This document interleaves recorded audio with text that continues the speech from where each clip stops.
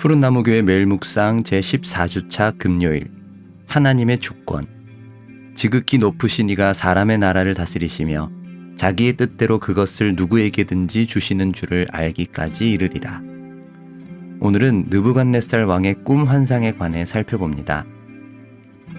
책은 이렇게 시작합니다. 좀 길지만 다 읽어보겠습니다. 바벨론 포로들이 느꼈던 불안감을 상상하기란 쉽지 않다. 이스라엘의 견고한 중심지였던 예루살렘은 이제 먼 곳에 있고 그마저도 폐허가 되어버렸다. 유대인들은 패하여 수치스러운 이방인으로 살아가고 있다. 그들은 하나님이 약속하신 땅, 다니엘이 영화로운 땅이라 부른 그 땅에서 쫓겨났고 이제 그곳은 이방인들 차지가 되었다. 600여 년간 이 자그마한 땅덩어리에 이스라엘과 유다 왕국은 북쪽과 남쪽의 열강들 사이에 끼어 고통당했다. 이방 군대들은 끊임없이 이 신성한 땅을 침략했다.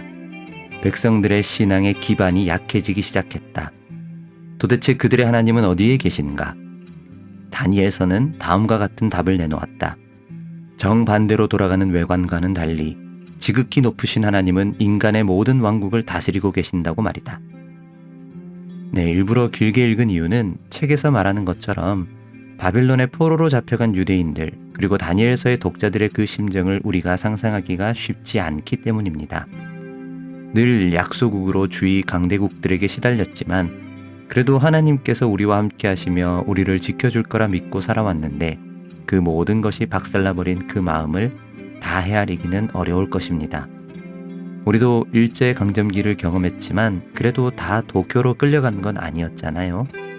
그런데 예루살렘에서 바벨론으로 끌려간 많은 사람들은 바로 거기서 본 바벨론의 강력함과 화려함 앞에 많이 주눅들었을 것입니다. 이것은 바빌론에 있었던 이슈타르의 문 추정 복원도인데요. 이 문이 끌려갔던 포로들이 지나갔던 문입니다. 현재는 이렇게 그 유적이 남아있는데요. 원래는 파란색이었는데 왜 이것만 남았냐?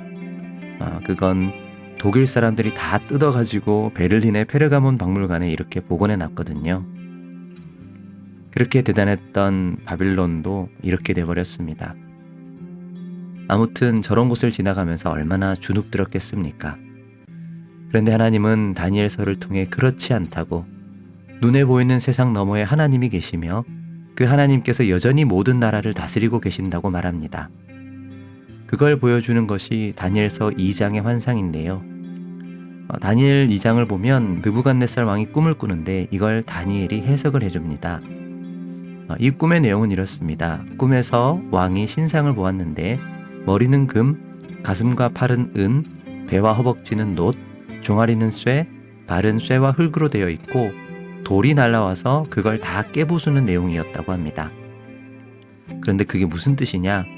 다니엘은 금으로 된 머리는 느부갓네살이고 그 다음은 왕보다 못한 나라고 그 다음은 온 세계를 다스릴 나라고 그 다음은 모든 나라를 부수고 이길 나라고 그 다음은 나뉘어진 나라이며 마지막은 모든 나라를 부술 영원한 나라입니다. 그러면 이게 대체 어떤 나라일까요? 여기에 대해 일반적으로 알려져 있는 해석을 보면 첫 번째는 느부갓네살 왕의 바빌로니아요, 두 번째는 페르시아요, 세 번째는 세상을 정복했던 알렉산더의 그리스요, 네 번째는 로마이며 나뉘어진 나라는 유럽이고 그 다음은 천년왕국? 이런 식으로 해석하는 분들이 많이 있습니다. 하지만 이것은 너무 유럽 중심적인 해석이고요. 게다가 페르시아가 바빌로니아보다 못하지도 않았습니다. 그래서 이게 좀 안 맞습니다. 그리고 다른 해석을 보면요. 첫 번째가 느부갓네살이니까 그 다음도 사람이어야 되는 거 아니냐 이렇게 봐서 그 다음은 그의 아들인 아벨마르둑, 그 다음 왕인 네리글리사르, 그리고 나보니두스를 거쳐 고레스라고 해석합니다. 그 고레스 이후에 유다가 다시 돌아오게 되니까 이게 맞다는 거죠. 하지만 네리글리사르나 나보니두스는 온 세계를 다스리지 못했습니다. 그래서 이 해석도 맞지가 않죠. 그런데 학자들이 대부분 동의하는 해석은 첫 번째는 바빌로니아, 그런데 두 번째 좀 못한 나라는 메데이고 온 세계를 다스린 나라는 고대 근동을 통일한 페르시아 제국이며 그 다음이 페르시아마저 정복한 알렉산드로스의 마케도니아 제국이고 그리고 나뉘어진 나라가 알렉산드로스가 죽고 나서 나뉘어진 헬라 제국이라고 봅니다. 그리고 이 헬라 제국 시대가 전에 이야기한 안티오쿠스 4세 에피파네스가 다스린 시대거든요. 그래서 학자들은 이게 이 성경의 묘사를 역사의 흐름과 맞춰봤을 때 가장 적절하다고 보는 건데요. 하지만 이렇게 보시듯이 해석이 이렇게 다 분분하기 때문에 뭐가 딱 맞다고 말하기는 어렵습니다. 다만 이 마지막 손대지 않은 돌이 뭘 말하는지는 압니다. 바로 예수님입니다. 신약을 보면 예수님을 돌로 비유하는 구절이 많이 있는데요. 그 중에서도 누가복음 2장 18절이 가장 다니엘과 비슷합니다. 이 돌이 인간 세상을 가루로 만들어 흩어버린다는 이미지가 다니엘서의 환상과 비슷하죠. 그리고 문맥을 볼 때도 이 돌은 예수님을 말합니다. 사랑하는 여러분, 이 묵시와 환상은 어떤 분들에게는 여전히 미래를 내다보는 예언이기에 중요하고 어떤 분들에게는 이미 지나간 과거이기에 중요하지 않을 수 있습니다. 하지만 저는 눈에 보이는 세상 속에 아무리 대단해 보이는 사람들이 있더라도 그게 뭐 트럼프가 되었건 푸틴이 되었건 또는 일론 머스크가 되었건 그런 사람들은 결국 하나님 앞에서 아무것도 아니라는 것을 기억하는 게 중요하다고 봅니다. 역사 속에서 그와 같이 대단한 부와 권력을 누린 사람들이 뭐 한둘이었겠습니까? 그러나 다 지나갔습니다. 이 또한 지나갈 것입니다.